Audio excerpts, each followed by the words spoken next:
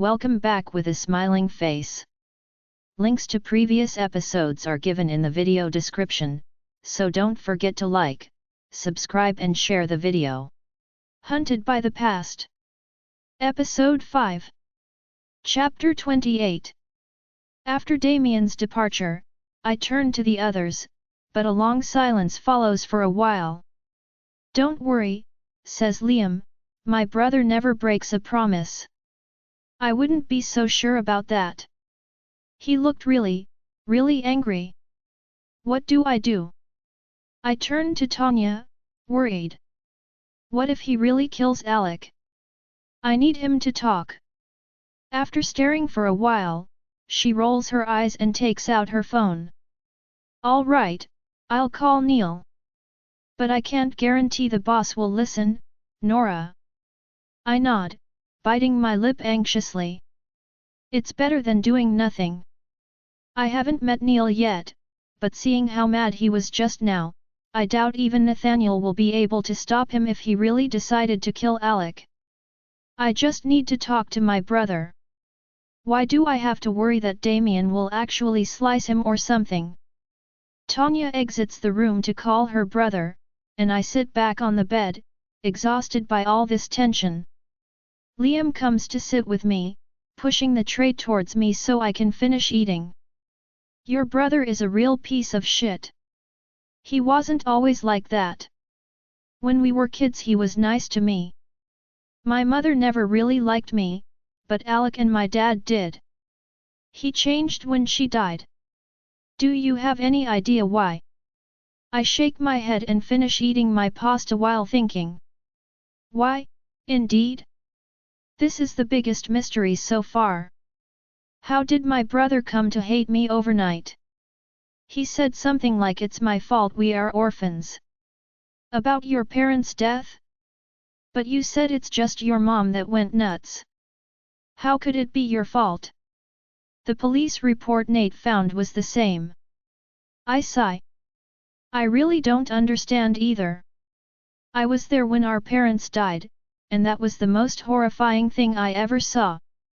Alec was there, too, we both saw the same thing.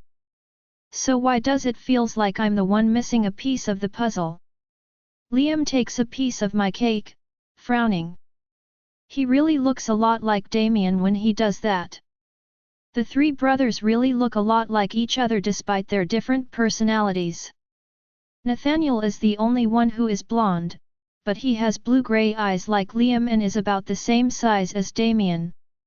Liam is obviously younger, and of a smaller build, but he will probably catch up in the future. He notices I'm observing him and frowns again.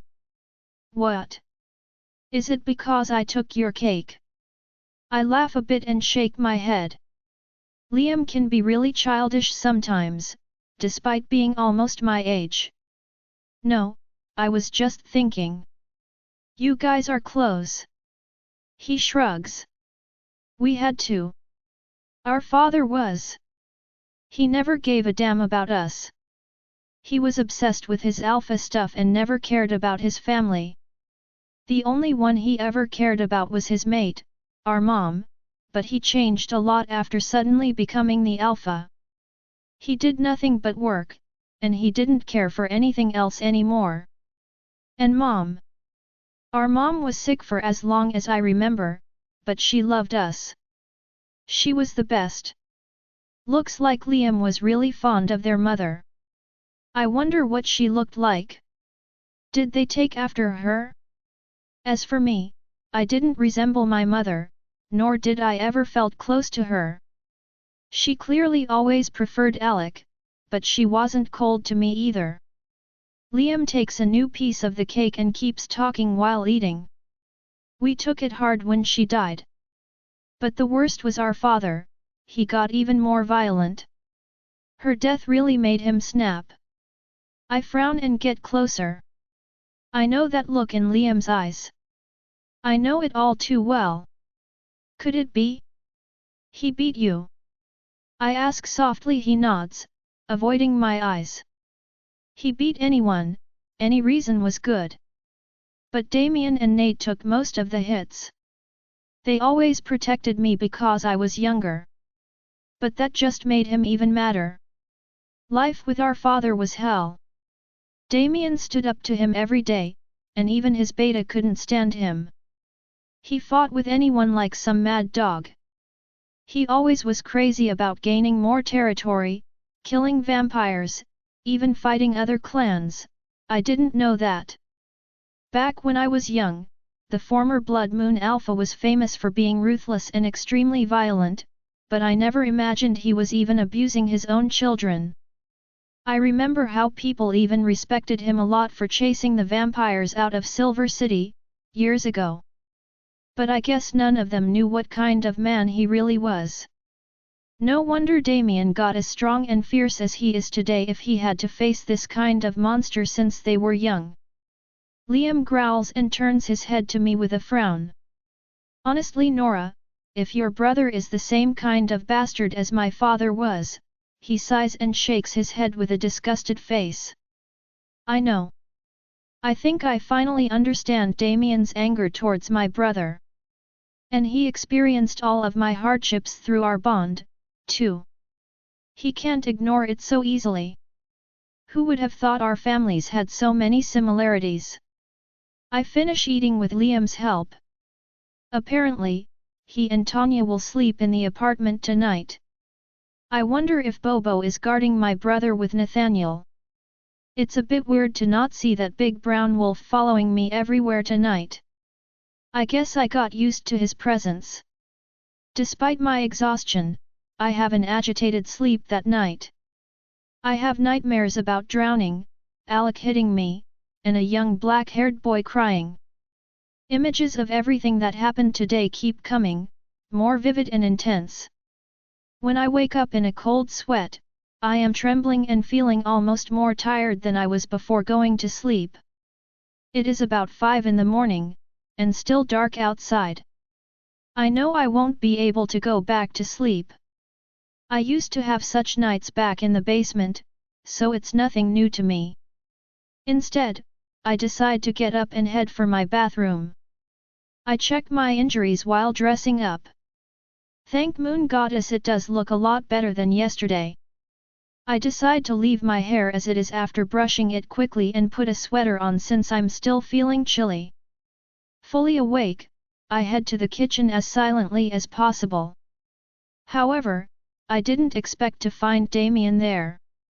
His dark silhouette is standing still, facing the large window with a cup of what smells like dark coffee in hand.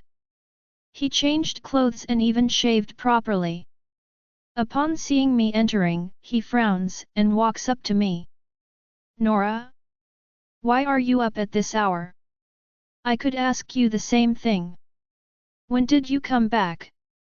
He sighs and puts his cup down to embrace me. Gosh, it's only been a few hours and I already missed being in his arms. It seems like his anger has dissipated. The question is how? Half an hour ago. Don't worry, I didn't go to kill your brother. Neil called me on the way. He convinced me not to. So, I went to the company's office to work instead. So he just went to work? In the middle of the night? I hope nobody was around to receive his anger on the way to his office. I need to thank Tanya's older brother later. I wonder what kind of beta he is, but obviously, he knows how to handle Damien fairly well. To work? You didn't sleep? I ask. I did, about 3 hours. I have a private loft above my office. Of course, he does. I don't even want to try thinking about how rich he must be. The less I know, the better, for now at least. He puts his hand on my cheek, examining me despite the darkness. I must look tired. It's a bit embarrassing. How are you? I'm okay. I just couldn't sleep. All of a sudden, he lifts me up to have me sit on the kitchen counter, facing him. He is still taller than me, so I have to look up.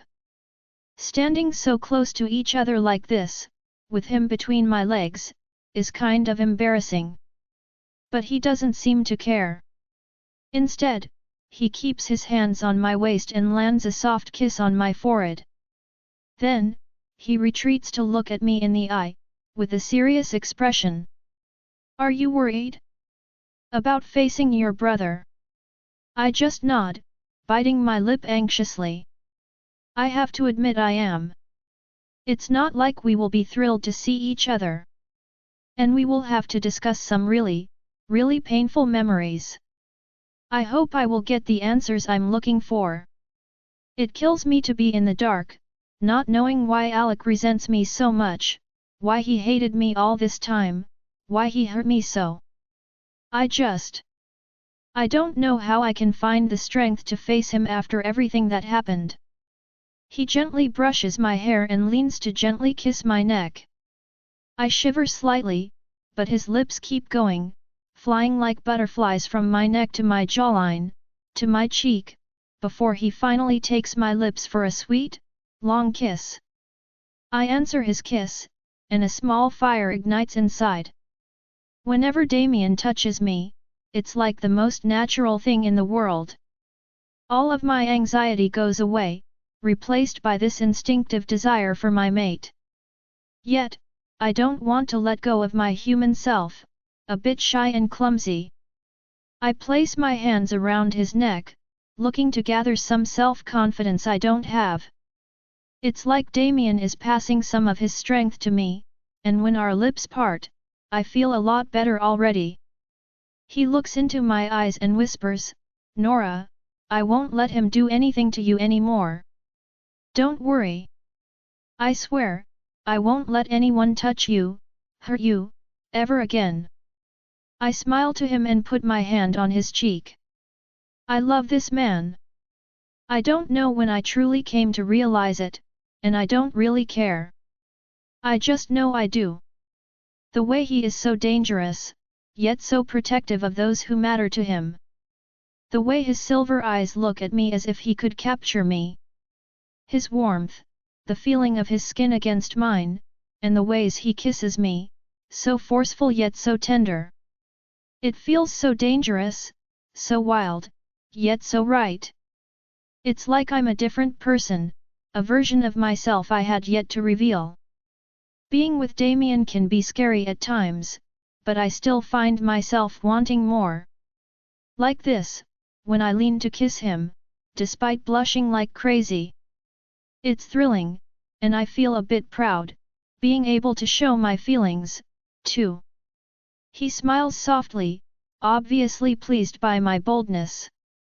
But then he is the one to kiss me again. "Oh please, can't you guys get a room?" I jump, surprised by Liam's voice. Why can't anyone sleep at this hour? He is looking at us with a disgusted face, with only his pants on and his hair all messy. Damien sighs and retreats, leaving his hands around me but still watching his brother's moves. Actually, Liam ignores us and walks to the fridge, with a grumpy face, scratching his bare stomach. But he frowns after a while and turns to me. "Nora, you guys don't have anything ready to eat here? I'm starving." Now that I think about it, I didn't see him have dinner yesterday, aside from my almond cake he ate on his own.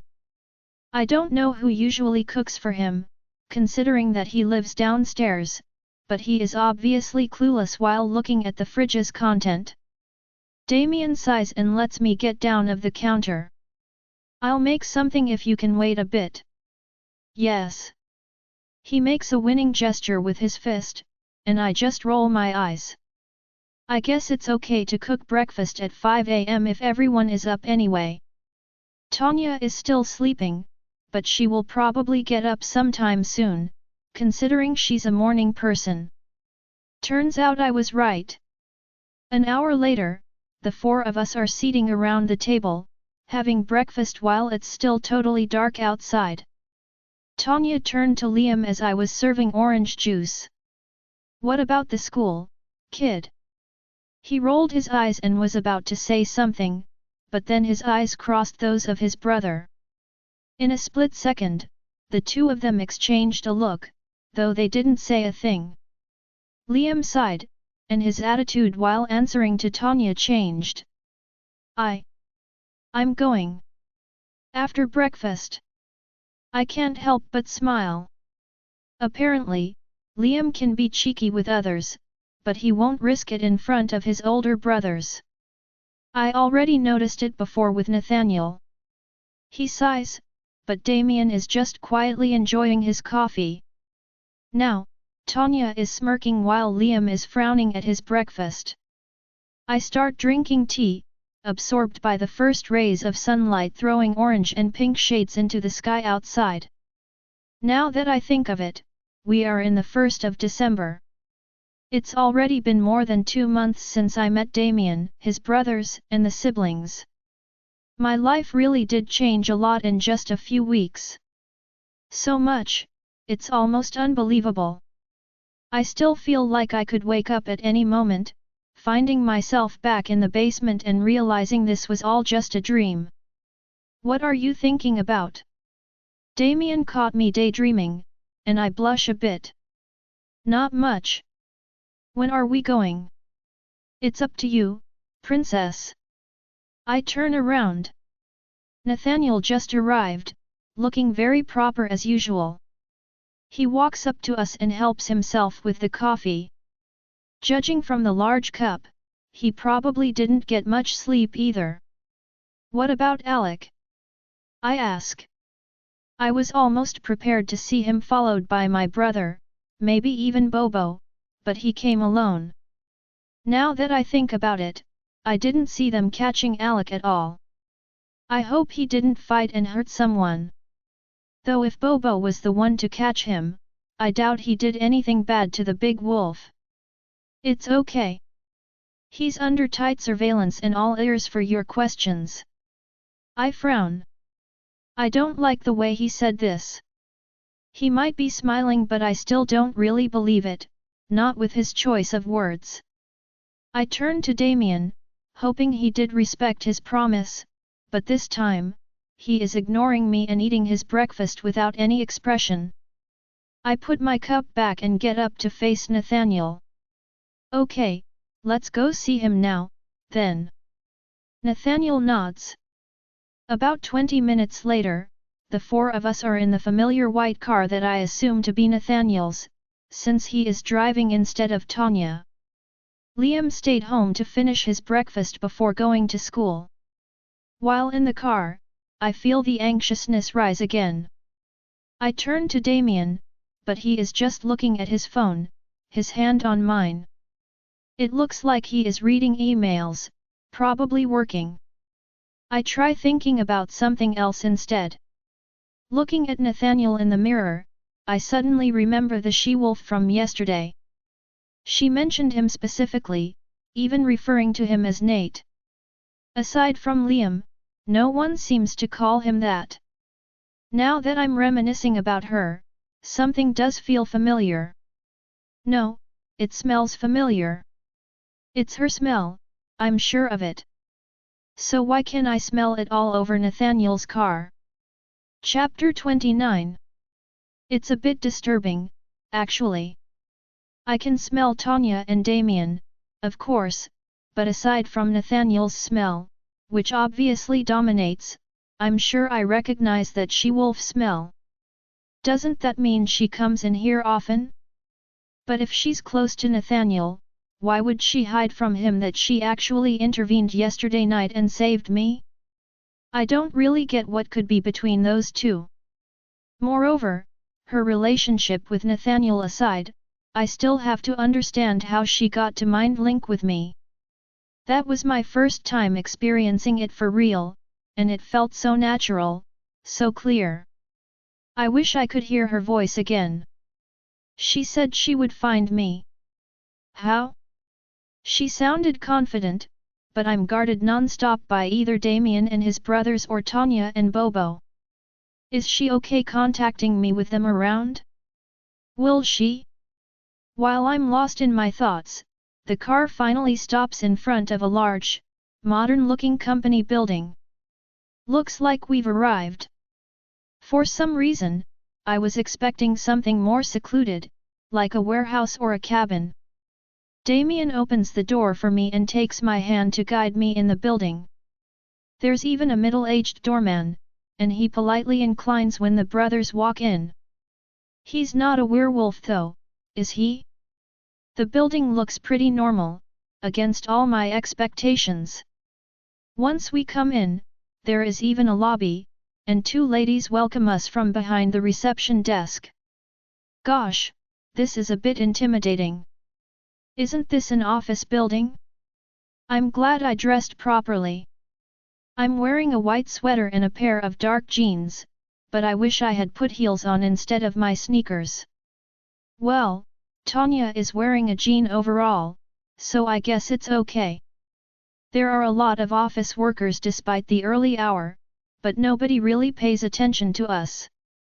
Damien leads me to an elevator and some people that were about to enter actually step aside as soon as they see him, to let us through. Why does everybody turn so silent as soon as they notice Damien? It's like he's some royalty. A lot of people turn around or politely salute him wherever we go.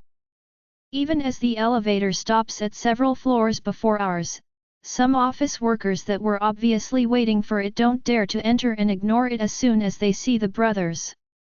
It's a bit embarrassing. But Nathaniel and Tanya don't say a thing, and Damien still hasn't let go of my hand, caressing it with his thumb. Is this your office building? I ask. One of them, answers Nathaniel. Damien works at the headquarters, but here is just a secondary office. We have a dozen like this across the city. I don't really grasp the difference between the two, but I have my answer. I should really start learning more about the Black Brothers' businesses. I hate feeling so clueless like this. When we reach the 18th floor, which seems almost empty, Nathaniel guides us through several corridors, until we finally enter a large meeting room. As soon as I enter, I gasp. It's reeking of blood here. I cover up my mouth, feeling immediately disgusted by the smell. But I have more things to be concerned about. The room is actually empty, except for chairs.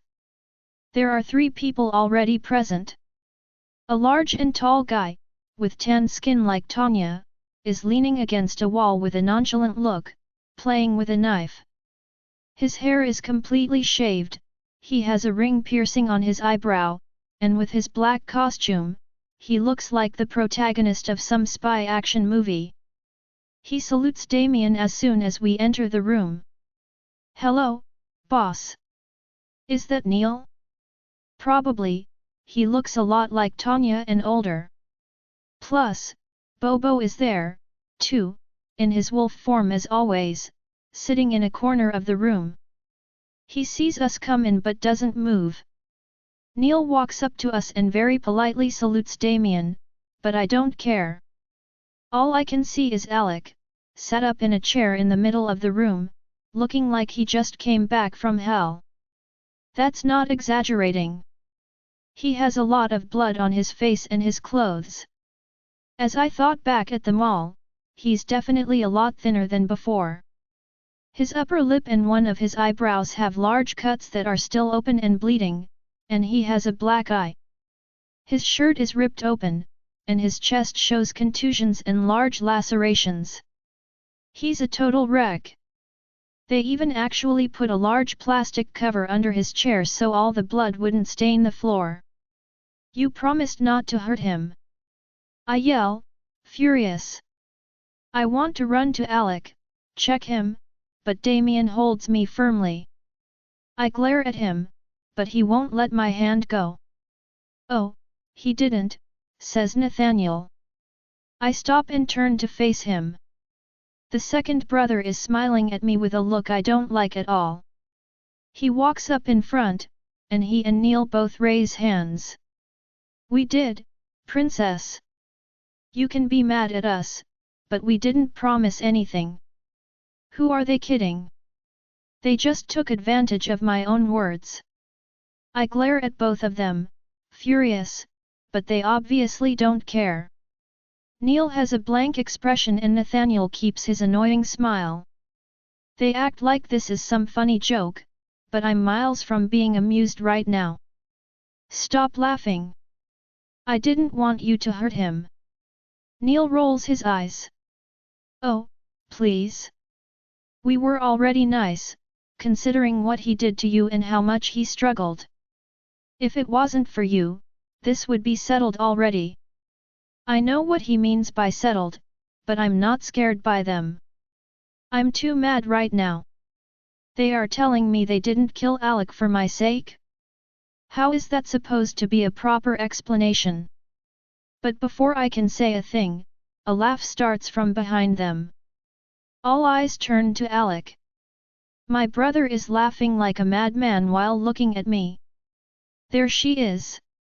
My precious little sister. What now, hey, Nora? You want to finish the job and kill me? You must have wished for this all these years. Is that really my brother? I look at him, disgusted. He has that crazy look in his eyes, in the way he stares at me that makes me really uncomfortable. But I can't step back now. I'm done being intimidated by him or his words. Enough with this, Alec. I never wanted you dead. He scoffs and suddenly stops laughing. Too bad. Because I want you dead. Damien immediately starts growling loudly while heading towards him, looking furious. I try to hold him, but it's actually Neil that comes and stands between Alec and him. They struggle a few seconds, but with me and Neil holding him back, he eases up a little. Tanya is growling, too, less loudly, and Nathaniel is just staring at Alec like he's observing some science experiment subject. Bobo stood up, too, and starts walking in circles around Alec. I know he's ready to attack and kill him at any moment, though he doesn't look agitated at all. With nobody actually stopping him, Alec keeps talking. Mom should have just killed you in the first place. Too bad she missed. Stop talking like this.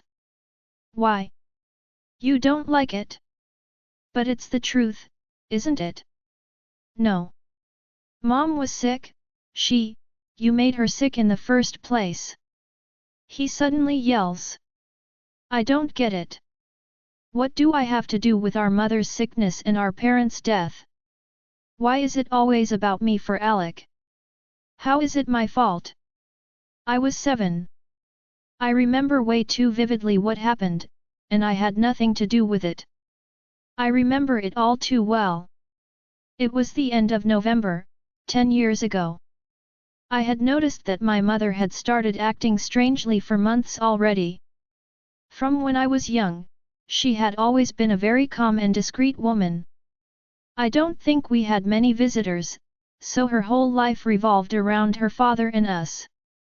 She took care of the house, watched us, and never worked. Dad was the one always away for work, for days sometimes. I suppose that had to do with the pack, though I don't really remember it. Our mother never seemed unhappy, but she was clearly the happiest whenever Dad was home. I don't think that she didn't like us, but somehow, she was never a very loving and caring mother. It seemed more like a job, a mission she had been assigned on since we were born. Alec was the one always looking for a mother's warmth, while I was okay with her passive attitude. She never really scolded us or got angry with us. Although she kept asking Dad to have more children with him, I always wondered why, since she didn't really seem cut for motherhood. Maybe it was just her way of having his attention. All she wanted was for our dad to be with her. Look at her. When he was, it was like her whole world illuminated. The whole house was much happier then. She was a pretty woman, with her long brown hair and dark eyes, but she was like a lifeless doll unless our dad was here. She would always make herself very pretty and tell us to behave when he was to come back to our house. They were the best days for everyone, as Dad was home and Mom was nice and happy. As time passed, it somehow got worse. She kept ignoring Alec and me, and always looked for my dad. Mother paid less and less attention to us, while she always wondered how to look prettier for him. It got to a point where she couldn't stand him being away. Sometimes, when he was away for work, she just sat and blankly looked outside the window for hours, not hearing a thing around her. She could get confused about what time it was, or the date of the day. She asked where our father was 100 times a day, and only talked about him. As kids, it was complicated to live like that, but Alec and I somehow got used to it. We just looked after her and talked to her when we felt she needed it. I thought it was fine that way, but I was just a child then. I had no idea how bad it could go. On that day, it snowed for the first time of the year, so I got home all happy. I loved the snow back then because snow kept Dad home. I don't remember where I was earlier. I think I was with a friend. I can't really remember. I just remember how I played in the snow on the way home, jumping around and leaving my little boot footprints on the white coating of powder, but as I walked closer to our house, I started hearing terrible screams. I recognized my mother's voice right away and started running to our house. I had no idea what was going on, I was just worried about my mother. I pushed our front door and followed where the screams came from, completely panicked. When I entered the room, my parents were there, loudly fighting and struggling. Mom, her hair all over the place, had a large kitchen knife in her hands and kept trying to stab my father with it. Dad was holding her wrists, yelling at her to calm down.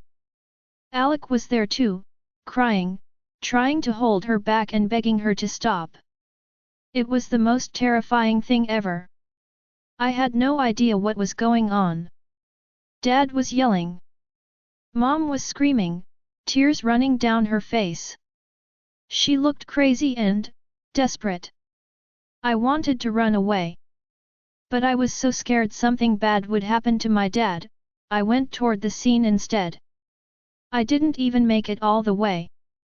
A slashing sound and blood covered my favorite white coat. I saw my father's chest cut open, and his eyes wide open in surprise. His knees gave away, and he fell on his side, right next to me. I remember how my eyes slowly turned down to him. His were looking straight at me. He muttered my name very slowly like he just realized I was standing there. For a second, the scene froze. My mother's yelling stopped, and she looked at me, in shock. I thought it would stop, that she would realize what she had done. The next second, a silver flash, and the left side of my face suddenly started hurting like hell. My vision went completely red. I saw my mother branding the knife one more time, and the thought that I was going to die struck me. But a dark silhouette suddenly came over me, and I was pinned to the ground as my head hit hard against the floor. I cried from the pain, but the fear was even worse. Because the thing covering me was moving, I couldn't see a thing and I heard my dad's breathing next to my ear. Mom's screams started again, and more slashing sounds came as the body over me blenched over and over again. I was so scared. The side of my face hurt, and I could hear terrifying sounds, yet I was blind. My mother kept screaming, and Alec kept crying loudly. It seemed to last for hours. I heard my father's breathing stop right before I fainted. Chapter 30. When I came back to my senses, Mother had stabbed herself, too. The knife was still there, right in the middle of her chest, and you were crying, Alec. Dad's body was still on me, and I struggled to get up. I really remember it. We spent a long time there, both crying in silence. When you got up and left, without saying a thing, I just followed you. That's how we ended up in the streets, and Vincent found us a few days later. Oh Moon Goddess, Nora! And you were just a kid, mutters Tanya. They are all looking at me with wide open, shocked eyes. I can't blame them. It's my first time telling this story out loud, and it's really horrible for me, too. I really didn't want to reminisce, but it's time to clear this up with Alec. Damien's hand is still firmly holding mine, and thank Moon Goddess it is, because I'm shaking. All those emotions are overwhelming me, and my wolf is loudly whimpering, too. My parents' death is like a big black hole in my heart, there is no way I can talk about it calmly. But Alec is looking at me with eyes of contempt, not moved in the slightest. Sorry, was I supposed to cry? You can say what you want, Alec, but I did not kill our parents. Really? You think that's it? You're so clueless, it's pathetic, Nora. What? I want to believe he is the one who is acting crazy, and making no sense, but for a second, he looks so composed and sure of himself that I can't help but wonder. Is it really possible? Something I possibly missed in that memory? Something that Alec knows and makes it all plausible? But it can't be. I saw it with my own eyes, and I'm 100% sure of this memory. Mother stabbed our dad, and I couldn't do a thing to prevent it. Maybe that's it. Because I could not stop it? Because I came too late? But Alec laughs at my confused expression. Oh, you can stop thinking, Nora. You have no idea, do you? You're so pathetic. You think you're a victim, that you couldn't have done anything wrong? But guess what, sis? You didn't have to do anything. You did anyway. He's crazy. His sentences make no sense. Why do I have to listen to all this? I shake my head. Enough, Alec. You were freaking born. Here's what you did wrong. He suddenly yells. What? What is this now? This is just nonsense. While I'm lost by my brother's words, Tanya suddenly walks up to him and slaps Alec with all her strength. She looks furious. I'm done with your stupid word games. Spill it now, or I swear I'm finishing you myself. I said it. If she wasn't born, my family would have been perfectly fine. What do you mean? Asks Nathaniel, visibly getting impatient, too. Alec spits a bit of blood to the ground, probably because of Tanya's hit. She steps back to let him talk but still crosses her arms with a menacing look. Alec looks at Nathaniel then Tanya before his glare comes back to Damien and me. He starts talking, in a low tone. Mom wasn't sick, she was just in love. She had loved our father for many years since they were kids. They were from the same clan, and they grew up together with the other children from their pack. Yet the only one Mom ever loved was him. But they weren't fated mates. So, even if she tried, our father always eluded her, because he believed he might find his mate someday. His eyes shift from me to Damien with a smirk.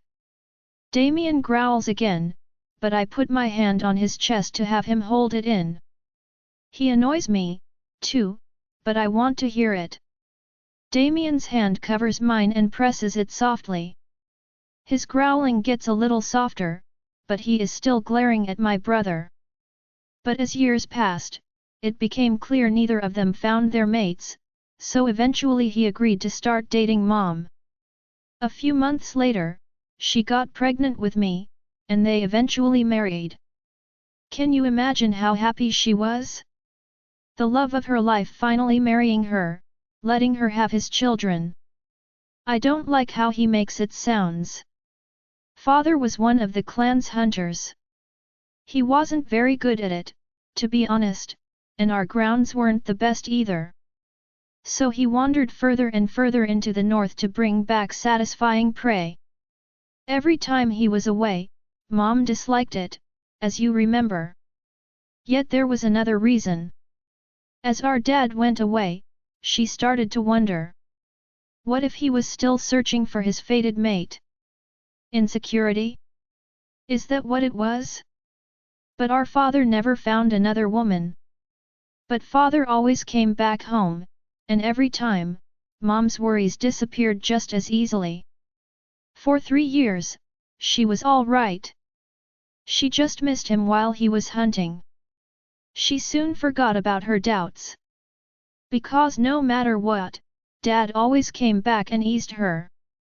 One night, while he had been gone for days, Mom was awakened by a baby's cries. "That's how you came into our lives, Nora. A newborn baby, crying on our doorstep." "Wait, what? I can't be. They told me. I mean, I was sure I was born from Mom. And plus, I resemble my father. I suddenly understand." "Oh, no, no, no." Seeing the expression on my face, Alex smirks. "Do you start to understand, Nora? Mother took you in. After all, you were just a newborn baby, and your parents were nowhere to be found. When father came home, he agreed with it right away." "How funny, hey?" Mom had no idea back then. She started taking care of you, too, as her own daughter. After all, Dad loved you, didn't he? Do you start to understand, Nora? What sort of bastard our father was?" I shake my head. "No, I don't want to hear it. My dad didn't do that." Alex sighs and smiles. "So, years passed. Mom was fine letting you believe you were her daughter since it made Dad happy that way. Yet she slowly started to doubt, watching you grow. Because somehow, you looked like me. You looked like Dad. How amazing is that?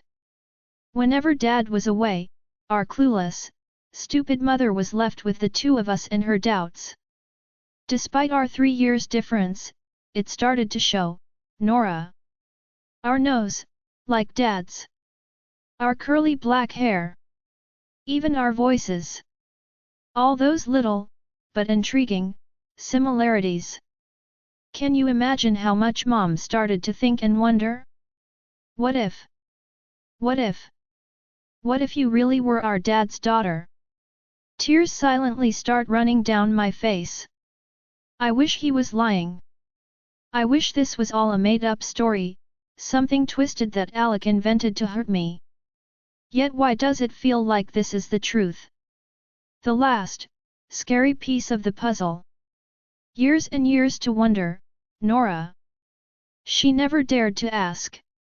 If she was wrong, Dad might get angry and leave her.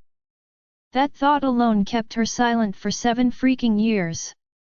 Can you imagine what it does to the mind, Nora? All this time, every single minute, wondering if you are raising your husband's child, yet knowing it's not yours? But she loved him. Oh moon goddess, she still loved him so much she kept her doubts to herself for so long. Until that day. That fateful day. And all this time I thought my mother just had gone crazy all of a sudden.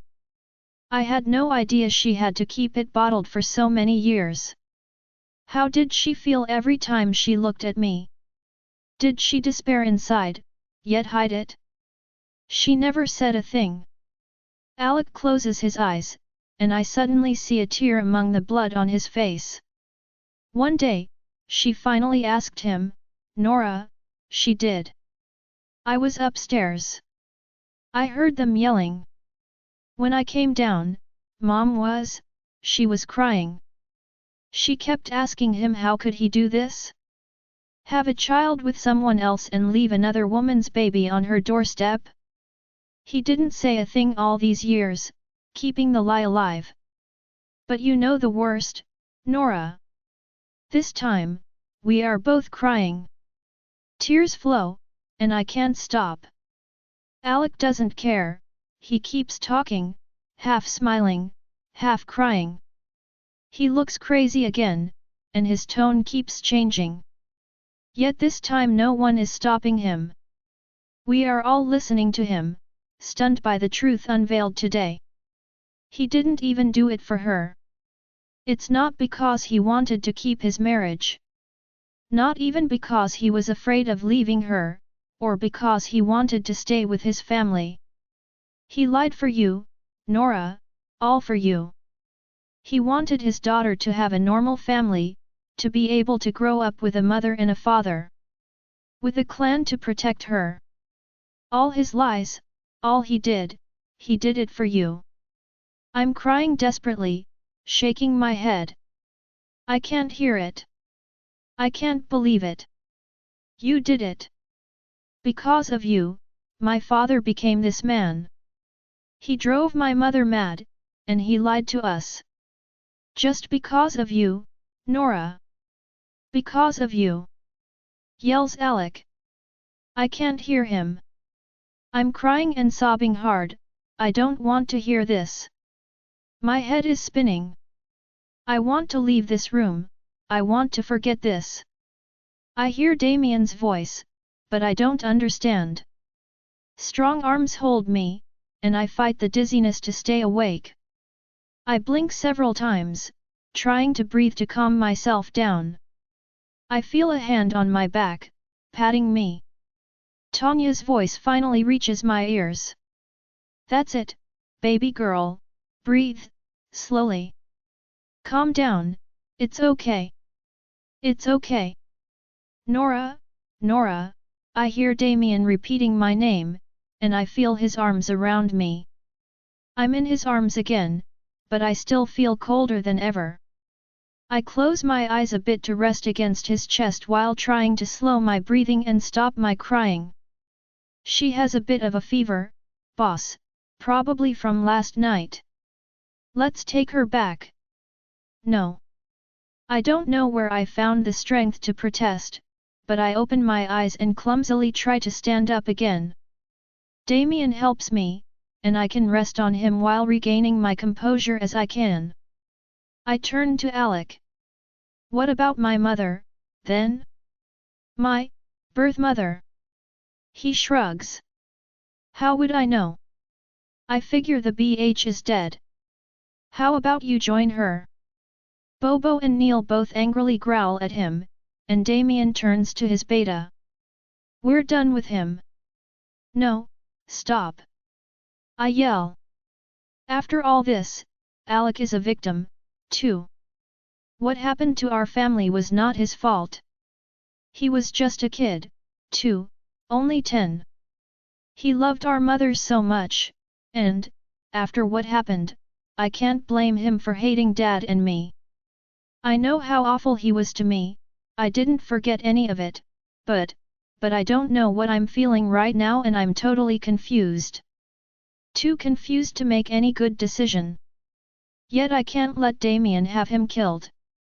That's not something wise to do at the moment, and I don't want to regret it later. But Alec laughs at me again with a smirk. What, you want to save me, Nora? Play the nice sister? The pitiful one? When are you going to get it? I hate you. And I don't regret a thing I did to you. Every single time I hit you was worth it. I wish I had killed you that night. All of a sudden, I lose balance and see Damien jumping on Alec. He's way too fast for me, and I'm still feeling weak. I see Bobo jump to stop him, but Damien just punches him away like he's a sandbag. Neil steps in a second later, but Damien runs into him with full force, and his beta is projected against the wall. Within a split second after shaking off the two brothers, Damien shapeshifts into a black wolf, his fangs ready to take my brother's throat. I scream. Chapter 31. I really thought he would kill Alec. For a split second, I saw my brother dead. The dark, black wolf rushed towards my brother and, in the confusion, it took me a few seconds to realize there were actually two black wolves. I didn't even see Nathaniel jump in. Everything happened so fast. But as soon as he realizes it's his brother, Damien steps back, growling furiously. But Nathaniel keeps standing in front of Alec, his pale blue eyes fixated on Damien. The two of them stare at each other, and for a while, I'm really scared they would fight, until Tanya caresses my hair. Don't worry, the boss would never attack one of his brothers. Nathaniel is convincing him to let your brother live. I nod, fighting the dizziness. On the sides, Bobo and Neil both get up. Bobo comes to my side to support me, but Neil heads to his alpha, probably arguing with him, too. I wish I could hear how the argument is going. Damien won't stop growling. After what seems like an eternity to me, Damien heads back to me and shapeshifts swiftly. He only puts his pants back on while I'm shyly looking away. Nathaniel probably turned back, too, because I can hear his voice. Let me handle him, Nora. Don't worry, I promise we won't hurt him anymore. When I look, he is putting tape on Alec's mouth to shut him up. I don't know how I feel about this, but first, I want to make sure Nathaniel's not tricking me again. But he speaks before I get to it, guessing my thoughts. Don't worry, I'm serious. I will have him put up for a psychological evaluation, okay? We will keep him under surveillance at the hospital. I don't really get how they are going to take him to the hospital after they did this to him themselves, but I don't care anymore at this point. I'm still way too shocked by his earlier revelations. I'm still teary and tired. Just when I was about to try and get up again, Damien suddenly walks up to me and takes me in his arms. Before I get to say a word, he takes me away from the scene. Behind us, Tanya and Bobo are ready to follow, but Damien growls. Leave us alone. Tanya frowns, but we are already at the elevator. Damien steps in and turns around. I hear him pushing one of the buttons, and the door closes. He's still carrying me, my head against his shoulder when he softly whispers. It's okay, Nora. Just as he says these words, something I was holding up until now suddenly breaks loose. I start sobbing loudly against his neck. I can't stop it. My arms around Damien's neck, I cry like a little girl while he holds me tightly against him. It's unstoppable. I feel so weak, so overtaken by everything I just heard that I don't know how to deal with those emotions at all. I feel so stupid. All these years I had no idea what had happened between our parents. How could I be so clueless and naive? I keep crying, unable to bear any other way. I feel Damien is walking again, but I have no idea where he is taking me. I just want to exalt my pain somehow and keep crying. At some point, I realize he sits, and his hands move. One is caressing my hair and holding my neck against him, while the other is around my waist. I feel his lips pressed against my temple as he tries to help me calm down. It's not your fault, Nora. Don't cry, but I can't. Tears flow, and my heart tightens painfully. My family was destroyed from within, and I was the cause of it. I can't forgive myself for being ignorant all these years. I was the little seed that implanted the madness in our mother's mind. I can't even blame my father. What happened to my birth mother? Why didn't I grow up with her? If Dad had a lover, why did he stay with Mother all these years without saying a thing? Is my biological mother really dead, as Alex said? I have more questions than I can handle, and so much grief, I can barely breathe. Damien is whispering softly close to my ear, trying to calm me down. I'm shaking in his arms, sobbing uncontrollably. You're okay, Nora. None of this is your fault. You didn't know, you were too young. It's okay, you're okay, he keeps caressing my hair and murmuring comforting words, leaning kisses on my head or temple from time to time. Despite all this, being in Damien's arms makes it all a little easier. He rubs my back, soothing me. After a while, I lean back a bit, still sitting on his lap but facing him. He brought us to what looks like a very neat office, probably his. I look at him, still teary and probably looking really messy after all this crying. I can't believe it. My dad, he probably did this to protect you, Nora. I don't know what happened to your birth mother, but he made sure to keep you with him, and he protected you until the end. But I'm the reason he died. And mother, too. She went insane because of me, because I existed. Damien shakes his head and puts his hand on my cheek, caressing me gently with his thumb, keeping me close to him. No, Nora. Your parents had issues. Your father should have said the truth and your mother probably had troubles before you came. Nora, you are not to blame. You were a baby, you had no idea. But Alec, you brother took his frustration out on you. He had no right to. Despite what happened, you were not responsible, Nora. I have a hard time believing it. No matter what he says, everything happened because of me, because I was born from my dad's affair with another woman. How do I live with this? What do I do with it from now on? I never knew, but now. Damien suddenly kisses me, taking me by surprise. His lips are gentle against mine, but passionate as usual. After a few seconds, I answer his kiss, carried by the movement. I don't want to fight it. I need his comforting presence, I need him. His warm hands on my skin, his fingers grabbing my hair. I love this feeling, this wave of heat coming from inside, like a low fire burning within. I grab some air, and continue the kiss, my arms around his neck. Is this really okay? After all that happened, it seems crazy to be having a moment with him in this office. It's just the two of us, and everything is quiet. Behind Damien, this amazing view of the city that makes it look like I'm in heaven with him.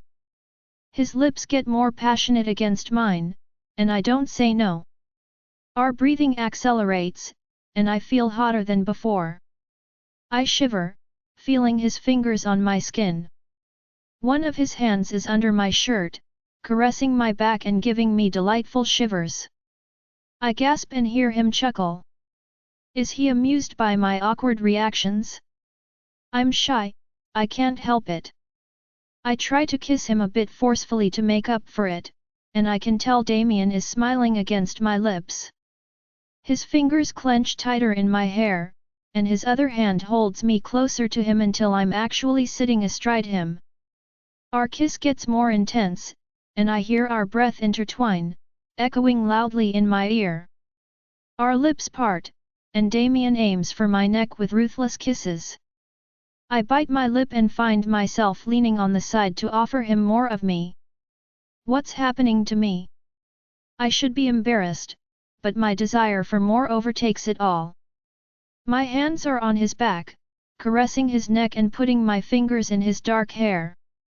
Nora, Nora. His voice whispering my name is making me crazy.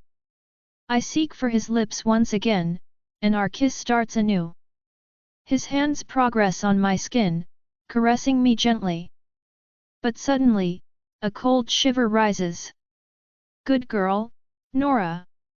Don't you play hard to get now. I gasp and stop the kiss, panicked.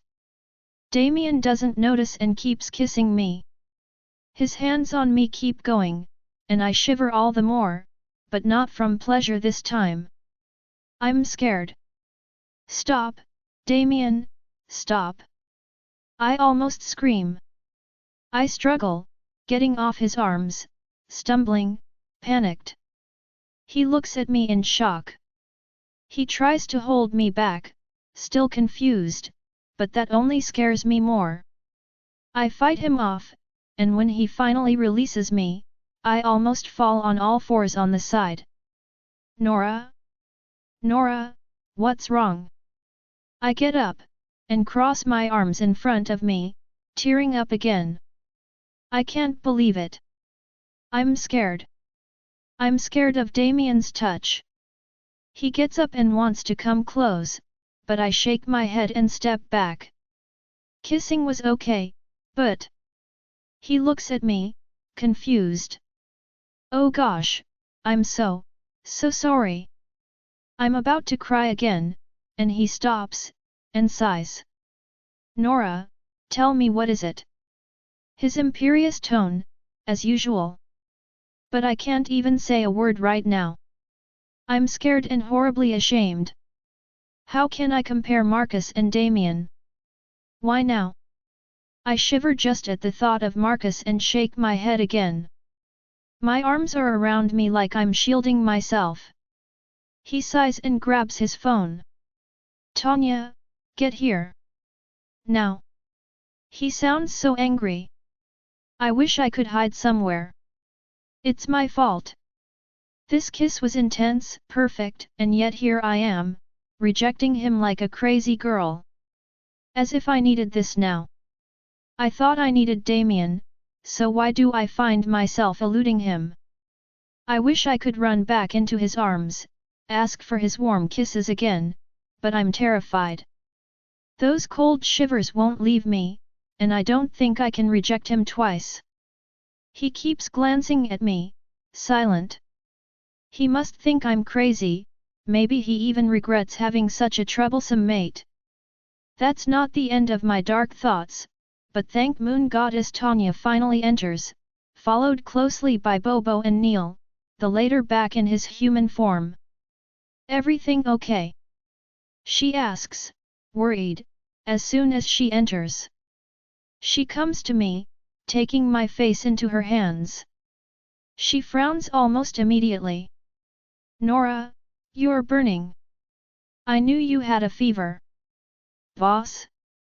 We really need to take her home, she tells Damien.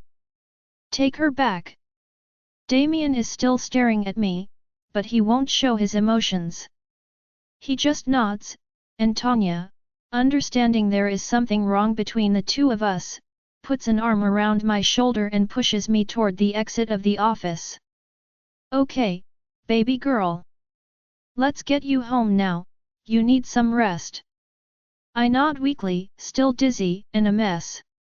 Damien watches me exit the room, but I can't decipher his cold silver eyes. I feel numb like I'm about to pass out while Tanya escorts me out of the office. As we pass the door, I hear Neil's voice. Why the murderous look? The ding from the elevator makes me jump, and Tanya softly pushes me inside while my mind is still somewhere with Damien. I start sobbing again when the machine starts, and Tanya sighs. Oh baby girl, you've had a tough day, huh? You have dark circles under your eyes, too, she rubs my back, trying to comfort me. Gosh, I just want to go home and curl up in my bed to cry. Chapter 32. As predicted by Tanya, I had quite a fever that day. Seems like the little dip in the sea didn't turn out well for me. I slept until the next morning, only waking up a few times to take medicine and eat. More than being sick, I was concerned about Damien not contacting me. I did act as if I was rejecting him, but that wasn't my intention. I was just scared, that's all. I thought about it all night when I didn't sleep. When morning came, I was well rested and totally awake. Bobo had slept in my room, back to usual, but I was waiting for Tanya. When I heard her knock and enter, I was almost on the edge of the bed. Hi, baby girl. How are you feeling? Much better. I think I'm healed. Tanya, what about Damien? Easy, girl, I don't think you're totally fine yet. Let me check your temperature first. Did you forget about your slow healing thing? Is she eluding my questions right now? She sits next to me on the bed and puts a hand on my forehead, but I avoid her. Tanya. Looks like you're okay. And yes, he called me last night. He wanted to know how you were. I said you were resting, and that's it. I have to give him update this morning. Is he angry? Angry? Of course not, Nora, he's just worried. Now, are you going to tell me what happened yesterday? Without the unnecessary details, please. She has her big sister tone, but that's not necessary. I need to talk to someone about this, and Tanya is the only one I can confide into here. Plus, she is a woman, and older than me, too. I don't know how much she will understand me, but I don't want to keep this bottled up. I sigh and start talking while nervously playing with my hair. Yesterday, Damien comforted me. We started kissing, and we got a bit passionate. I liked it, but when Damien started touching me, I couldn't. I got really scared. I felt like I couldn't stand him touching me like that. She listens to me with a frown, looking deeply intrigued. After a while, she hesitates a few seconds, then asks me a question on her own. Nora, have you ever been intimate with someone? I bite my lip. The only one who knows is Liam, and he doesn't seem like he told his brothers. How do I explain this? I barely avoided Alec being killed yesterday, and now this. Not willingly. But this guy, Marcus Sickles, he touched me several times back when I was still with the Jade Moon clan. Just before Alec tried to kill me, Marcus almost raped you. She whispers to finish my sentence. I nod. Damien knows. He felt through our bond that someone had tried to force me, and I told him about that guy. But now, sometimes, when Damien touches me, I can't help but remember it. I don't want to feel like this when I'm with Damien. It's okay, Nora. I think you're experiencing some form of PTSD. It's not your fault, baby girl. PTSD? Isn't that about traumatism? It might be. But how do I get out of it? I don't want to feel like running away every time Damien touches me.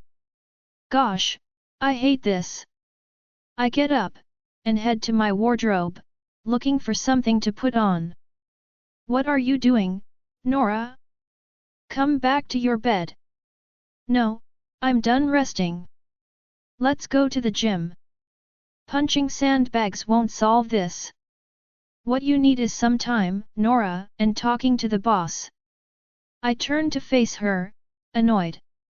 What do I tell him, Tanya? Sorry, some douchebag touched me before you did, so now you can't touch me because I'm traumatized? I hate this. She rolls her eyes. I know I'm stubborn, but I don't see anything better to do. I need to blow off some steam. But Tanya gets up and takes the workout clothes from me with a resolute look. She throws them on the floor and crosses her arms. Enough, Nora. I wasn't talking about speaking to him about your issue. More like getting to know him, and letting him know you better. The two of you might be close because of your bond, but you barely know each other. I say you need to talk to the boss, get to know him for real. Maybe this way you will learn to trust him, and that will help you overcome your fear. She has a point. The attraction I feel to Damien from the start is probably mainly our bond's work, but what else is there? All I know of him is what I heard from others. I don't know his hobbies, his tastes, his habits, nothing. How can I even describe our relationship, then? And Damien, 2. Seems to know things I don't, but, when do we ever really interact? He is often busy and only calls me from time to time to inquire how I am. It's not enough. I want him, but I want all of him. Tanya's probably right. If I get to know Damien better, I will probably be able to overcome my fear, and trust him, won't I? Bobo says you should have him take you on a date. Isn't it your birthday tomorrow? Ask him then. I almost forgot about my birthday. Do I really want to celebrate it? After what I learned from Alec yesterday, I didn't think about such things, but now it seems a bit unreal. Is it even my real birth date? Dad probably knew. I hesitate a bit, biting my lip. It might be an idea. I look at Bobo, sitting next to my bed. Sometimes I wish he would take human form and talk to me. You really think so? The brown wolf nods. I sigh and turn to Tanya. Okay. Can I borrow your phone? After a few minutes, Damien finally answers the call. Nora. How are you? Thank Moon Goddess, he doesn't sound angry or anything. Is he really over what happened yesterday? Gosh, I feel so awkward now. I'm fine. I feel much better. Damien, I'm sorry about yesterday. I hear him sighing softly. It's okay. I figured out what happened afterward. It's not the first time. I'm the one who should apologize, I got carried away. No. No, Damien, it's just me. It's my fault because I'm damaged. I'm scared, way too scared. And I still don't know how to overcome it, even for you. I run my fingers through my hair, fidgeting. I just need a bit of time. I'm still shy. Shy, really? It's the understatement of the year. I'm literally terrified by the idea of a man touching me, yet that's all I can tell him? How pathetic, Nora. I need to get stronger. Didn't I promise myself to leave my past behind me? How will I if I let myself be restrained by such things? I need to work on it. I need to tell him the truth, to Damien at least. Nora. I'm still scared, Damien. I still think about what happened whenever someone touches me. I swear I don't want to, but it just... I don't know how to handle it for now. A long silence follows. What is he thinking? Does he regret having such a complicated mate? Or will he search for Marcus once again? Alec only implied he had died, but that's still an unsolved issue for now. When are we going to find the truth? I did stab him, but what happened afterward? If he died, what about his body? I'm still feeling uneasy about this. And it's hindering my relation with Damien. I told you, it's okay. But what if? It takes a long time for me to get better? I'm scared. Scared of what? Scared you might not want me anymore at some point? It's already a miracle for him to be interested in me. I'm not pretty, or a powerful wolf. Compared to Damien, to his brothers, I'm utterly insignificant. And yet here I am, making him wait for me. I hate it, I wish things were different. Nora, don't cry. I wonder how he knows. I'm tearing up a little bit. If only all these nightmares with my parents, Alec, the Jade Moon clan, Marcus, all this, never happened. It would be so much easier. I could have lived a completely different life, where I might actually be deserving of Damien's affection. I wipe my tears away. I'm okay. Damien, can we see each other? I can come tonight. After work. No, I meant, like an actual date.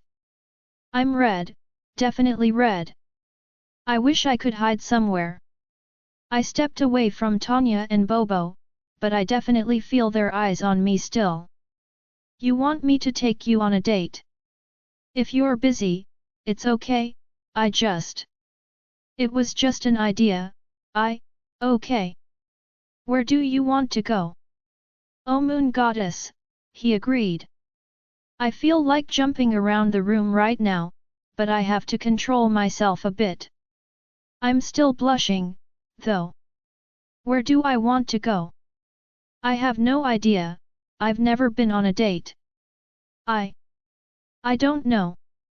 You want us to celebrate your birthday together? I can take a day off. What do you usually do then? For my birthday? Nothing unusual.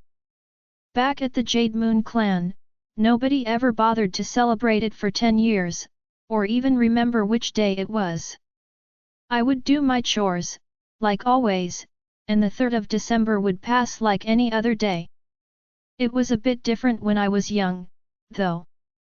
My parents always celebrated my birthday with a cake and a nice dinner. But I can't just ask for a cake from Damien. Can I? Nora, tell me. An opera cake. What? I wanted to eat an opera cake, I whisper, blushing. I hear him chuckling at the end of the line. It's embarrassing enough. Okay, my love, an opera cake. What else? Oh my goddess, did he just call me? Can I get any redder than I am now? So embarrassing. I'm blushing so much my cheeks are on fire. What was that? And Tanya and Bobo are both watching, I must be looking crazy right now. I'm sure Bobo heard that, too. I need to answer, Damien is waiting at the other end of the line. I don't know. Anything's fine, I mumble. Okay. Let me know if you think of anything else. I need to hang up, I have a meeting. I'm sorry, are you going to be late? Neil's glaring at me, and about 20 executives are staring, too, so I suppose I already am. Oh, Moon Goddess! I stutter a bye and hang up as quickly as I can. This is so embarrassing, I could die. His staff heard me requesting a date. And this stupid opera cake. Too. How could I be so shameless? I'm never asking for anything over the phone again, this is way too dangerous.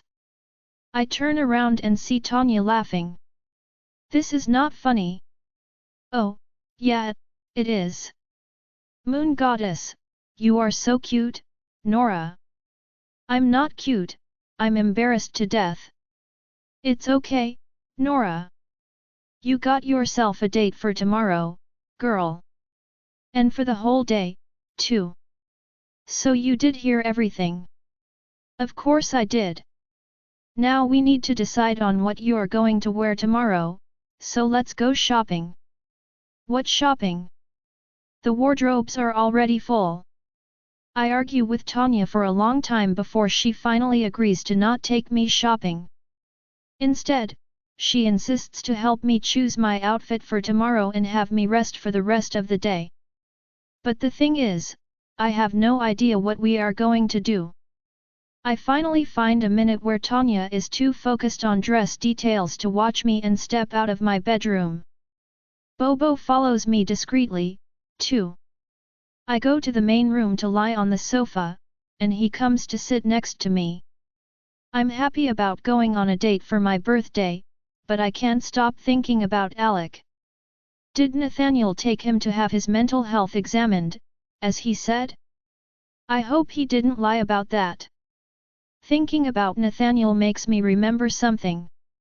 I was about to get up, but Tanya enters the room carrying 3 different pairs of earrings in her hands.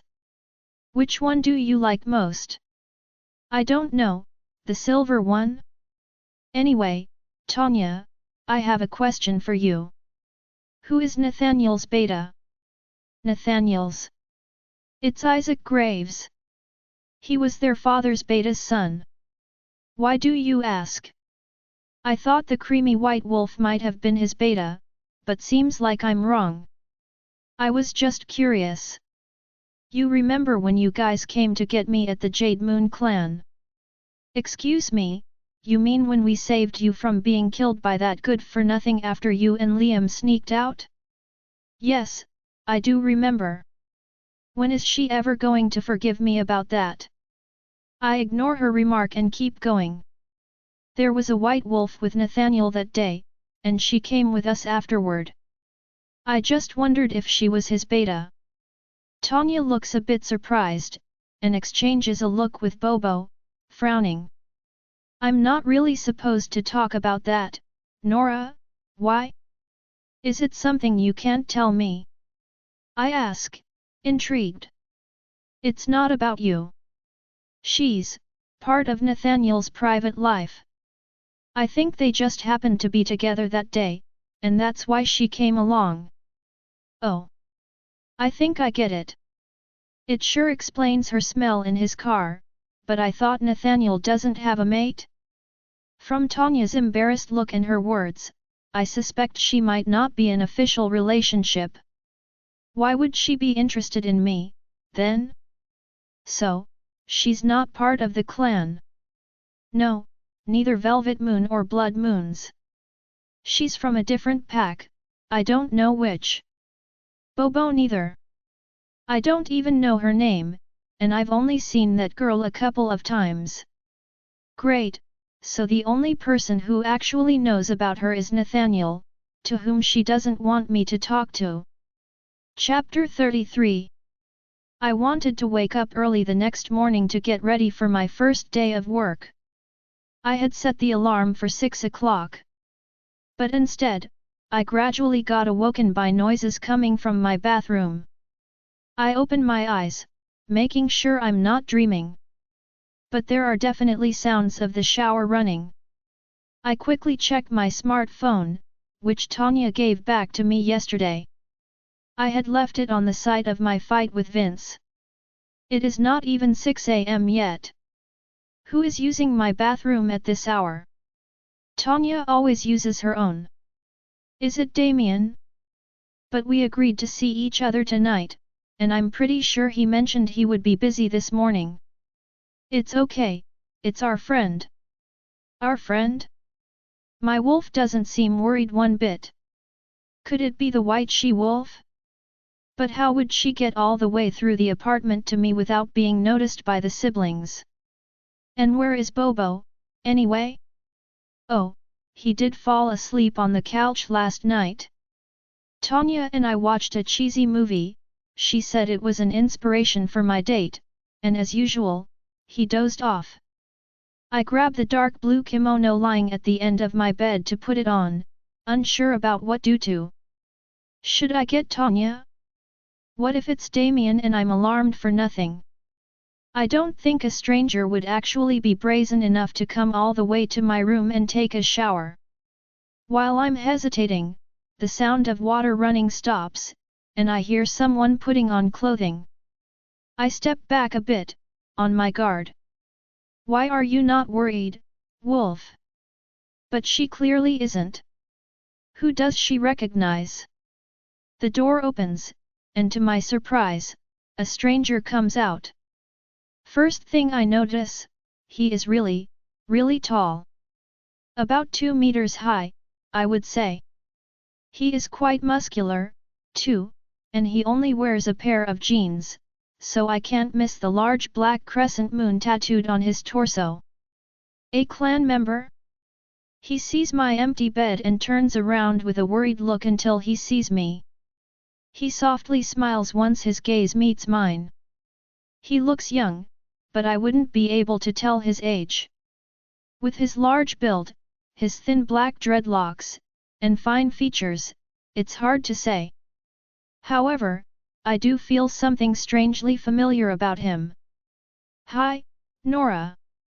Happy birthday. He has a really soft and low-pitched voice, and a warm smile.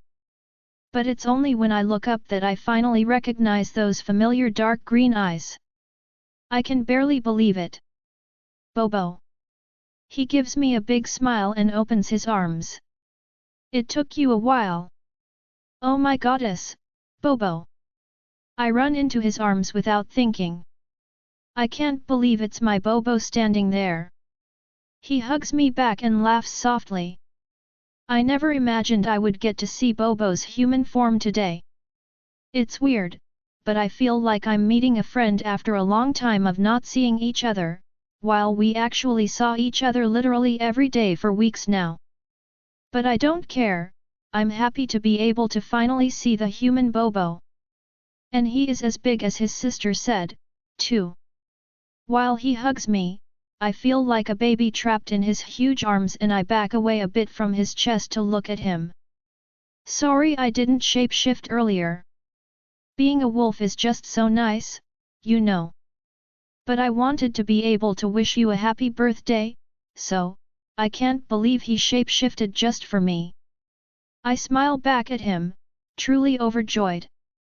Thank you so much, Bobo. I like your wolf self, you know. It's just nice I can finally talk to you. He laughs softly. Sorry about that. But you can talk to me anytime, you know. Even if I can't answer, I can hear from you whenever you want. I know my big sis can be naggy, so just know you can confide in me, too, okay? I nod, and he pats my head. Good girl. Now listen. There's another reason I wanted to talk to you. He grabs my hand and takes me to sit with him on the bed. He looks a bit serious all of a sudden, so I wonder what this is about. He grabs one of my rubber bands and puts some of his dreadlocks into a ponytail to keep it out of the way, then turns to me, speaking really softly. When we were chasing your brother, Alec, you ran ahead, and I thought you caught up with him. But when I arrived, he was alone. What happened? I bite my lip, hesitating. Is it okay to tell Bobo about her? I did ask Tanya yesterday, after all. But that she-wolf acted like she didn't want anyone to know she was there that night. But before I can actually make up my mind, Bobo speaks first. Nora, I know someone else was with us. I felt a third presence, someone who was a stranger but not hostile. You didn't mention it to the boss. I realize Bobo knew something was off about this chase all along, but he never mentioned it to anyone before talking to me today. If not, Tanya or Damien would definitely have asked. I decide to tell him the truth. After all, Bobo has been siding with me every time. It was a white female wolf, I knew it. What happened? He asks, frowning. Alec caught me by surprise and threw me into the sea. I thought I would drown, but she came and pulled me out of the water right on time. It was the white wolf I was asking Tanya about yesterday. So I was right. I thought I had caught her smell, but I thought it just came from Nathaniel. Does that mean he knows her? Tanya seemed to barely know of her existence. How come Bobo identified her smell so easily? Bobo, you know her? I ask, whispering. He nods. Her name is Elena. Elena Whitewood. She's my age, and from a different pack than ours, as Tanya said.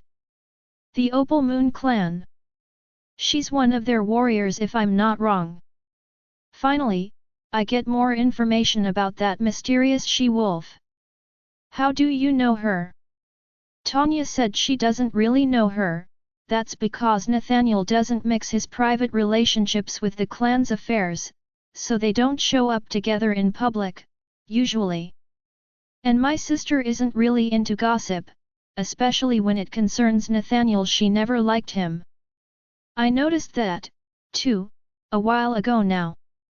Tanya and Nathaniel are polite to each other, but they never interact unless it's necessary. She seems more comfortable with Liam or Damien, though I don't really know why. The other day really was a coincidence, I think. Even I only learned by accident that they have a relationship. But I know Elena from another place, actually. She likes to go to clubs on weekends, and I've seen her around a few times. Oh, right, Tanya did mention that Bobo likes to go out. So, you met her at a club? Not directly, but yet, we have friends in common. Then do you know how I can meet her? He frowns, intrigued. Why do you want to meet her? I forgot Bobo doesn't know we are mind-linked. I decide to tell him the truth. Starting from when I heard her voice during my fight against Vince, to how she saved me from drowning and what she told me afterward, I quickly explain everything to him. He listens, intrigued, but doesn't speak until I finish. I'm glad he woke me up earlier. I feel comfortable sharing this with Bobo, but for some reason, he is the only one I want to tell about all this. Interesting. So, you and she are probably related somehow. You think she might have clues about my birth mother? I ask.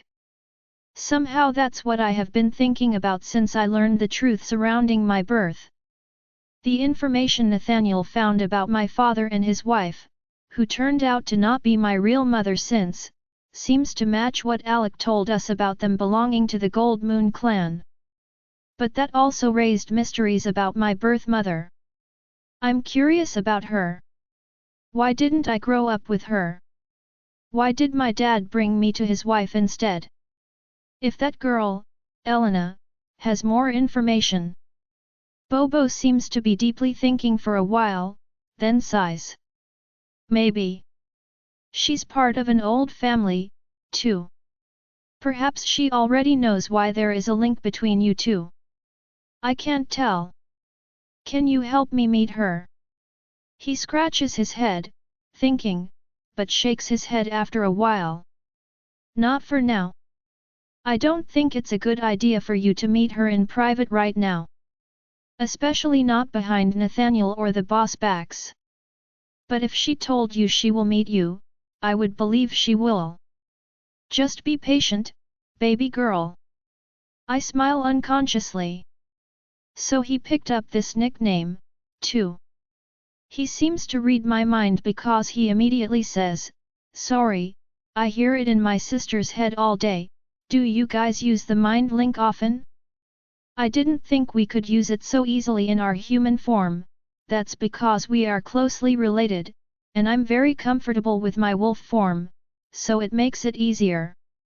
Except for the alpha, few people use the mind link in human form. Too complicated. You have to teach me someday. I struggled to speak to Elena. I will be happy to chat with you once you join the pack. His sentence reminds me that I don't belong to any clan anymore. I severed all my ties with the Jade Moon clan, if I had any, and I don't belong to the Black Moon clan either. I wonder what is going to happen from now on? Will Damien makes me join? It's a bit surprising that we never mentioned this earlier now that I think about it. Am I considered a rogue then? Bobo notices my worried expression and puts his arm around my shoulders. Don't worry, Nora. I don't just guard you because of orders. I like you, baby girl. After all, I've been by your side all along, haven't I? There was supposed to be a rotation, you know. But I refused and took the job full-time. I'll be on your side no matter what. I bet you're going to be a great Luna, and I will be right by your side until then. Bobo's words bring me to tears. He chuckles and wipes it away, making him laugh. He kisses my head and holds me a bit longer.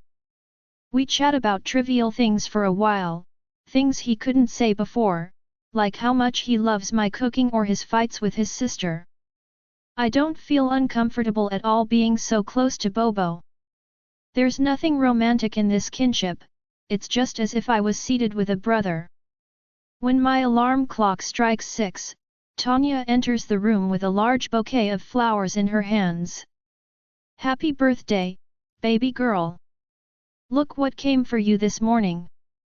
Just then she notices her brother and walks up to us.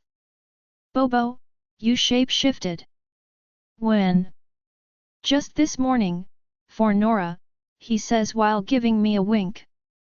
And you actually have some pants on. What a day! What does this mean? Tanya looks at her younger brother with a conspicuous look, but Bobo ignores her. She hands me the flowers. There is a card with it. It's actually from Nathaniel, wishing me a happy 18th birthday. How nice of him, considering he will see me in less than 3 hours.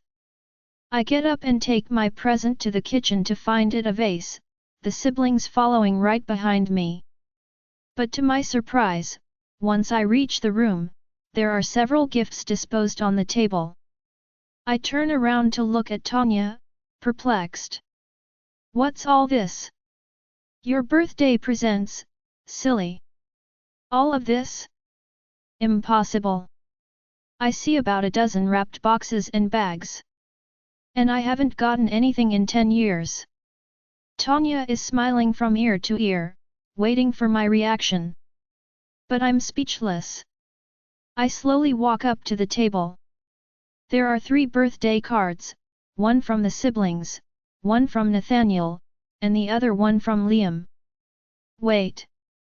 All of this is from you guys, Liam, and Nathaniel? I ask, dumbfounded.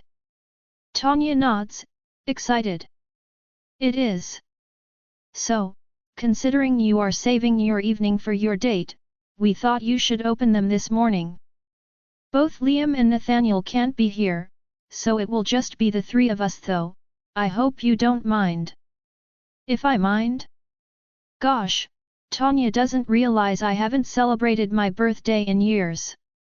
I'm overflowed with emotions right now, I don't know where to begin. Well, I'm trying hard to hold my tears in, for starters. Thank you so much, guys. Bobo laughs and gently pushes me towards the pile of presents. I start by opening and reading the birthday cards, and I can't stop smiling all along. Tanya and Bobo chose a pretty one with a winter theme, while Nathaniel went for one with a glittering moon, and Liam picked a very girly one with purple and blue ribbons on it. All of them wrote really simple but touching birthday wishes. After the cards, Bobo gives me one of the presents. But you guys already gave me a present, the smartphone. Oh, stop it, Nora, and open it. You haven't gotten birthday presents in years, you can let us spoil you a little just for today, says Tanya while giving me a large box. For some reason, Bobo is smiling and waiting to see my reaction. What is this? The box is a pale blue with some golden letters on it, like a chic brand. Not anything unusual from Tanya so far. However, as soon as I open the box, I blush and close it just as quickly. Oh, Moon Goddess! She got me embarrassing, shameless French lingerie. Chapter 34. I turned to look at Tanya, red with embarrassment. Why did she have to go and pick something like this? Even if I glanced at it only for a few seconds, I already know that this piece of clothing is revealing. Bobo is laughing out loud, and Tanya is acting innocent. What? You might need it sooner than you think. Tanya. How can you buy me such an embarrassing thing? It barely has any fabric. Well, it's not meant to be worn long, after all, Tanya. Oh my goddess, is she enjoying getting me embarrassed, or what? I can't believe it. I'm still struggling with having Damien touch me. How could I be thinking about the appropriate outfits for a physical relationship now? I'm already stressed about tonight's date enough as it is. While the 2 siblings are still laughing at me, I take a shy peek at the piece of clothing once again. It's a night blue ensemble, with a bit of embroidery, laces, and ribbons. I do have to admit that it's really pretty, but I can't picture myself wearing it. I push the box aside, for now, trying to regain my composure. Bobo holds in his laugh and gives me a big box. This one's from me. I really hope his present is less embarrassing than his sister's. I open it, and to my surprise, it's a brand new pair of boxing gloves. I can't believe it. I turn to Bobo, and he is smiling. I knew you would like it. Next time you need to throw some punches with me, too, okay? I nod, totally happy with it. I love those new gloves. I try them on, and they are the right size, too. I play with it for a while and put them back after thanking Bobo. Aside from the lingerie, Tanya also found the time to buy me a really pretty winter dress for tonight's date. I wonder when she got it. I like it a lot. It looks warm and pretty, too. I'll definitely put it on tonight. Tanya also booked me an appointment at some famous salon after work so I can have my hair and makeup done by a professional. She always complains about how I'm never putting any makeup on, so I guess this was her way of cornering me into this.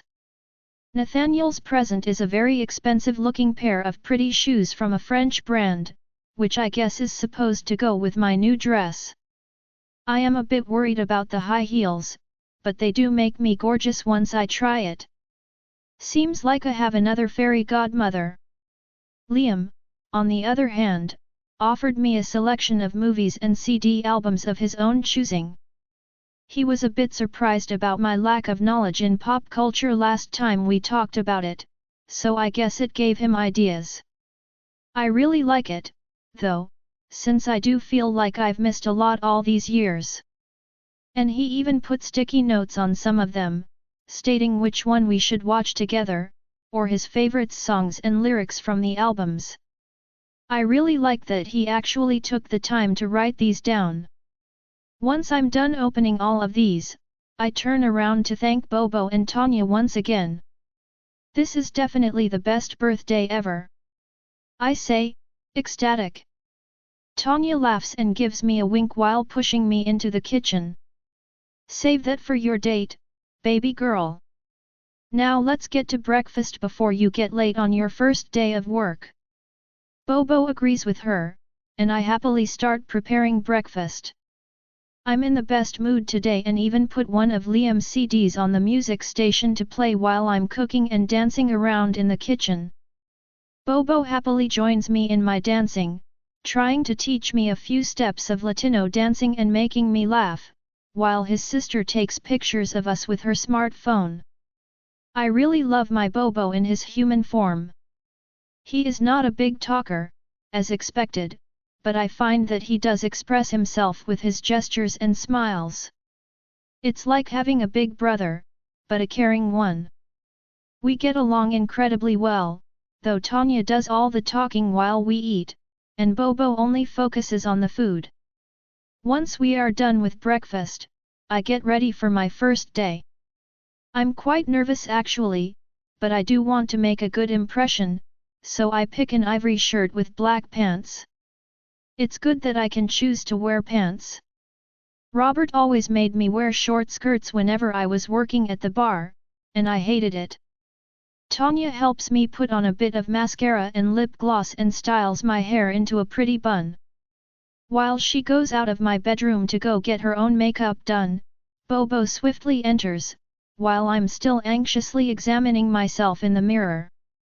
Hey, pretty girl.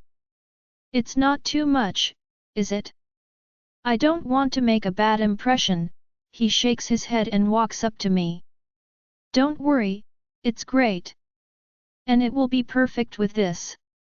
He takes out a small box from his jean pocket and gives it to me. What is this? There's only a small ribbon on it.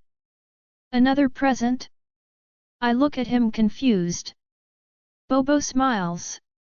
It's another present, for your birthday.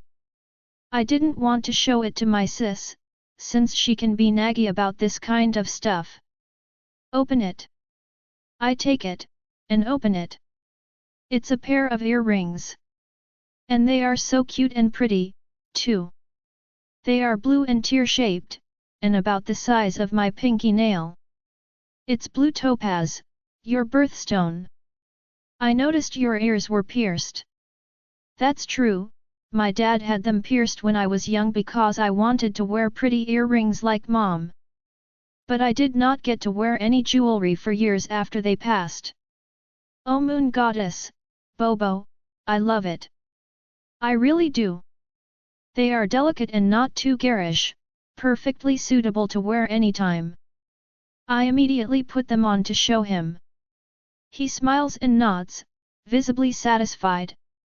They match your eye color. Really pretty.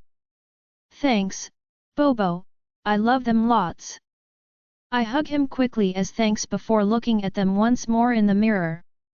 Bobo is right, they do look like my own iris color, a deep London blue. My eyes are the one thing I've always liked about myself. Their dark blue color is really uncommon, but somehow, I always loved it anyway. If only it wasn't for my scar. I look in the mirror again, but as always, the red line running across my face is very hard to miss. Bobo seems to follow my train of thought, and lifts my chin up gently, giving me a reassuring smile. Hey! Don't worry about details, baby girl. Okay. I nod obediently. He's right. No matter what, my scar is there and won't go away, so I might as well just cope with it. It's my first day at this job, so I can't start with negative thoughts like this in mind. I need this change. About an hour later, Tanya drives us into the city. I'm nervous but quite excited at the same time. I keep playing with my phone between my hands, and Bobo is observing me with an amused smile but says nothing. While Tanya is looking for a parking spot, my phone suddenly vibrates. It's Damien. I blush before I even get to answer. Hi, happy birthday, Nora. Thanks. Are you at work? I am. Trying to get it all done so I can have a date with my princess tonight. I blush and chuckle a bit. Bobo taps his sister's shoulder and they both exit the car to give me some privacy. Please tell me you're not saying this in front of a lot of people again. It's like I can hear him smiling. No, I'm not. Good. Because it's really embarrassing. Not for me. Well, it should be. I know he is playing with me, but I still fall for it and blush. How's your day so far? He asks. It's really great. No one has celebrated my birthday in years, you know. But this morning, I woke up, and I had people me wishing a happy birthday cards and presents all over the place. I keep talking, and I realize how happy I really am while doing so. Damien listens to me, and we discuss for a few minutes, about things like my presents, Liam's music, and how happy I was to see Bobo in his human form. I love how we can have trivial conversations like these over the phone. I feel a bit closer to him that way. However, there is still this wall between us, something that is holding me back and making me shy. I got a couple of surprises for you tonight, too. I smile and bite my lip. What plans did he make? We barely talked about our date since the last time. We only agreed we would both diligently go to work, as I didn't want to ditch my first day, and Damien would do his job as a busy CEO as usual. Only at night did we plan to reunite to celebrate my birthday together. I wanted to go as soon as my job was over, but Tanya intervened, saying I needed to pretty up first, and would need a few hours for that. I didn't dare to oppose that. It's my very first date, after all, so I should at least listen to her advice on this. I can't wait for it, I whisper. But I still want to go to work. I know. Have a good first day, then. You are not going to wish me good luck or something. What luck? I will get rid of anyone who dares, Damien. How can he say such things so easily? That is ridiculous. I'm just going to start a new job, what does it have to be a threatening situation for some people? And what could possibly happen? I'm just going to work. Okay, I'll call you later. Just let Nathaniel know if there's anything you need. And stay with Bobo. I know. Have a good day. We both hang up, and I sigh. My bodyguard's presence was the only condition Damien refused to discuss. No matter what, if I wanted to work, Bobo had to be there. Even Nathaniel agreed to it right away. I was the only reticent one. Who goes to work with a bodyguard? I'm not some royalty. But no matter how long I argued, no one agreed to let me go to work alone, be it the siblings or the Black brothers. I exit the car, and Bobo's waiting for me. Tanya is not supposed to come with us, so she leaves with the car, leaving us alone to walk to the restaurant La Rose de l'Aube. I'm as nervous as one can be, so I try to focus on my breathing. When we get there, Bobo opens the front door for me, and a gorgeous young woman comes to meet us right away. Hello. You must be Nora, right? I'm Narcissa Brooks, nice to meet you. We shake hands, and she has this perfect smile on all the time. I feel a bit intimidated. Her brown hair is tied in a perfect chignon, and her velvet dress is impeccable as well. There is not a single thing out of place. I'm glad I took the time to dress up and am wearing my new earrings. Nathaniel asked me to show you around, so you will be under my wing for today. She says with a smile, thank you for that. Please, I am doing my job. So, please, follow me. Narcissa gives me a tour of the restaurant. I love it. The decoration is delicate, not too fancy. Glass, pale cherry wood, white velvet, some floral elements, and marble. It's big enough to hold about 50 people, and it does look as high class as I heard it is. I can't believe I will have my shot at working here. Narcissa is the maître d'hôtel and quickly introduces me to the rest of the staff, including the people from the kitchen. Most of the staff is part of the Velvet or Blood Moon clans, as expected, but they all act friendly and welcoming to me. All of them seem to know Bobo, though they all share the same surprise seeing him in his human form. I heard you have a bit of experience as a waitress. Asks Narcissa. Yes, but just in a local pub. I see. Then you can grab one of the menus and start learning it. The other waiters will arrive in about an hour or so to get ready, you can join them then. I did as told, though I found the menu quite easy to remember. Once the rest of the staff arrived, I joined the other waiters and helped with the dressing. Though they all acted very professionally, I befriended the others quite quickly, especially two girls my age, Kathy and Elise. Apparently, aside from Narcissa and the chef, no one really knew who I was and how I was related to the Black brothers. Some did question Bobo's imposing presence in a corner, but Narcissa dismissed them, just saying he was here to observe. Truthfully, I felt quite happy to be working and useful. As soon as they saw I was helping and learned the ropes quite quickly, everyone was willing to let me participate. Narcissa did protest a few times that I was only supposed to observe for now, but as the day went on, I couldn't ignore it when someone needed help, so I stepped in where I could. As the lunch went on, I acted as a support to all the waiters, and Narcissa had no choice but to let me do so, considering she was quite busy herself. Nathaniel didn't lie when he said the restaurant was understaffed. I ran all day to help one waiter then another, and even the chefs started asking my help for the service. As expected, the La Rose de l'Aube was busy, due to its reputation, but nothing I couldn't handle. I made sure to clear or set the tables quickly, assist anyone who seemed in need, and keep an eye on all the tables to make sure nothing was amiss. By the end of the service, I was quite satisfied. Everything went well.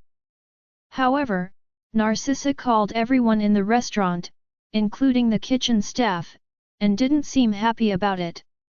What was with today? I said Nora should observe. Why did you guys make her work? I volunteered, Narcissa. I couldn't just stand aside while some of the waiters were struggling. Narcissa answered with a smile, but which was clearly only for me. They should have been able to handle it themselves, Nora. I frown. What does she mean? They are clearly understaffed.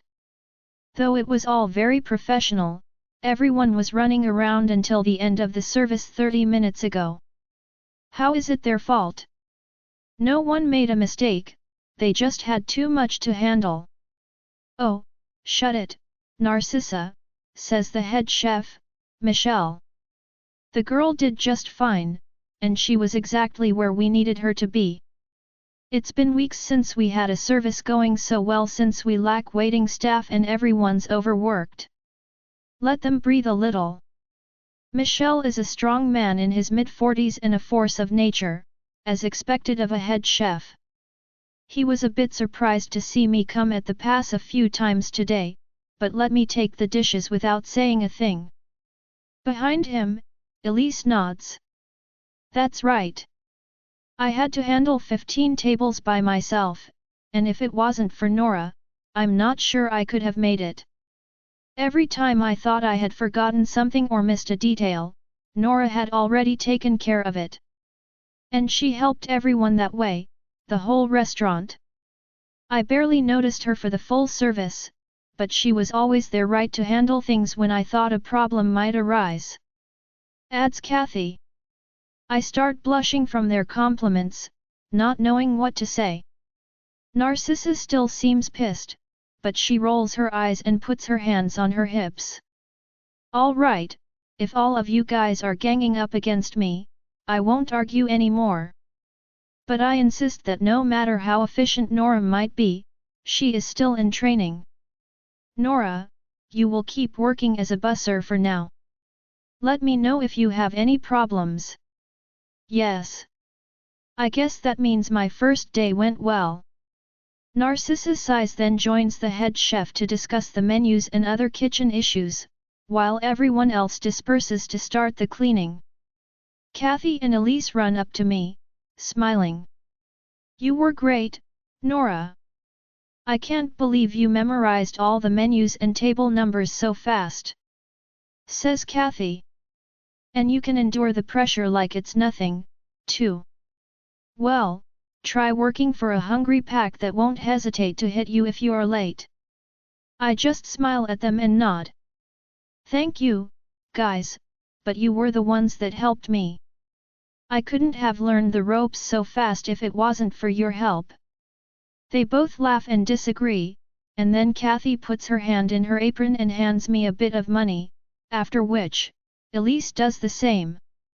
I look at them, confused. What is that? Oh, come on, Nora, we want to share with you. Bussers don't get any tip, but you helped us so much today, I will feel bad if you don't get your share. Here. They put the money in my hands before I get to say a thing. I'm so shocked, I can't say a word for a few seconds. I can't believe they are sharing their tips with me. I start tearing up unwillingly, and Kathy frowns, while Elise puts a hand on my shoulder, worried. Are you okay? Nora, what's wrong? I'm okay, I just... This is the first time I earned money for myself. Join our Facebook and WhatsApp group for more updates, link is given in description. Rest audiobook will be continued in next episode.